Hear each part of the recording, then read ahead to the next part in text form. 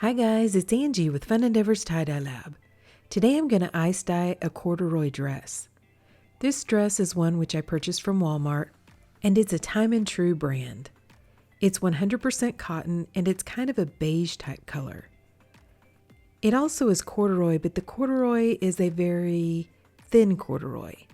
So it's not real thick, it's pretty thin and pliable. I purchased this dress on clearance last year. The dress has a couple of tiers of ruffles, and so I didn't want to do any kind of a design that was too busy on the dress. I didn't want it to interfere with the design of the dress. So I decided to do a random sinew dress, where I'm going to place random sinew lines on the dress.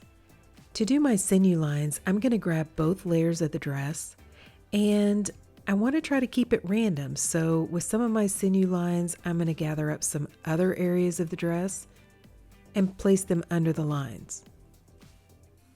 I'm not going to put a whole lot of sinew lines on this dress because I don't want it to get too busy. Like I said, it already has some design with the ruffles. I'm also choosing to use sinew because the wax coating on the sinew is going to keep some of that dye from going underneath the sinew line. And wherever I place the sinew lines, that area under there is going to remain beige. So that'll add a little bit of design to the dress. After I tied the sinew lines on the dress, I went ahead and placed it aside while I continued working on tying up some other shirts. By the time I got back to dye it, it was a couple days later and the dress had fully dried out. It doesn't need to be dry though. You can go ahead and apply the dye to this design while it's still partially damp. I thought with the long sleeves and the beige color that some browns and olive greens would look really pretty on this dress. So those are the colors I've chosen. For my setup, I'm using a plastic tub or tote, and then down in the bottom, I'm going to use a metal basket, which I'm going to place upside down. The container that I'm going to put the shirt in has a solid bottom, but it has holes in the sides. So most of the dye is going to drain out. A little bit might remain down in the bottom. I don't want this plastic container to sit down in the bottom of my larger plastic tote because I want the dress to be up out of the muck. Muck is a term which is used to describe the runoff from the melting ice that's mixed with the dye. And even though I may have a little bit of muck that remains down in the bottom of this container that I've placed the dress in, not a whole lot of it is going to. So the metal basket, which I'm putting down in the bottom of the tub or tote, is going to help hold this container up out of that muck. I'm also going to dye this dress by applying the dye over the top of the ice, which is referred to as DOI, dye over ice. So I'm going to start by adding a pretty generous portion of ice to the top of the dress. I'm going to apply the dye in stripes over the ice, but I'm going to apply the dye in diagonal stripes. So the colors that I'm using are moss green from Dharma Trading Company and one of Dharma's special order colors called bracken. You can still purchase bracken from Dharma Trading Company, but you have to buy large quantities. If you don't want to buy the bracken in a large quantity, you can purchase smaller quantities, usually out on a Facebook group called Tie-Dye Supplies Marketplace. I've placed a link down below in the description for this video to that Facebook group. Then I'm using sage from Pro Chemical and Dye and wet sands from Dharma. And wet sands is another one of the special order colors, followed by olive drab from Dharma, then khaki, sage green, and Brazil nut, all from Dharma Trading Company, olive drab from Pro Chemical and Dye, desert storm from Happy Cat Tie-Dye, and Loden from Pro Chemical and Dye. If you'll notice, I'm using sage green from both Pro Chemical and from Dharma. Even though they're named the same thing, they do look very different.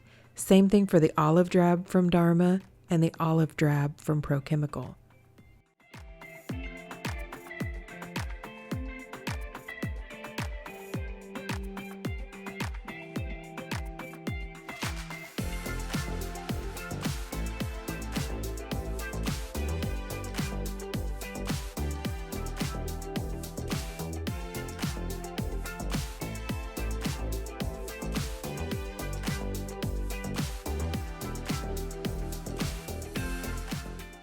After I have all the dye applied to the top of the ice, I'm going to add an additional sprinkle of soda ash over the top and then place this container aside and allow the ice to melt. After the ice melted, I waited 48 hours before I began rinsing out the dress. To rinse the dress, I took it to my utility sink and I started rinsing it in cold water to rinse out the soda ash. Then I untied the dress and warmed the water up to hot and continued rinsing in hot water to rinse out the excess dye that didn't bond with the fabric. Instead of rinsing for a long time, I did my usual soaking process, where I run a little bit of really hot water in my utility sink, add some Blue Dawn dish detergent to the water, and allow the dress to soak. When the water cools off, I change it out and I continue that hot water soaking process until my water's remaining almost clear. Then I went ahead and put the dress into my washing machine and I washed it using a hot water cycle along with a little bit of Dharma's Professional Textile Detergent. Okay, so I've gone ahead and washed, dried, and ironed the dress, and let's see what it looks like. Okay, so what do you guys think? I think this dress ended up looking really pretty. I really like the darker colors on this, and I really love all the color splits. You know, I used some colors that were kind of close to each other. I could have probably gotten by with using less colors. And if you're trying to make something similar to this and you don't have all the colors I do, then just feel free to eliminate some of them or substitute. I wanted a dress that had color variation, but not so much color variation that it got really busy.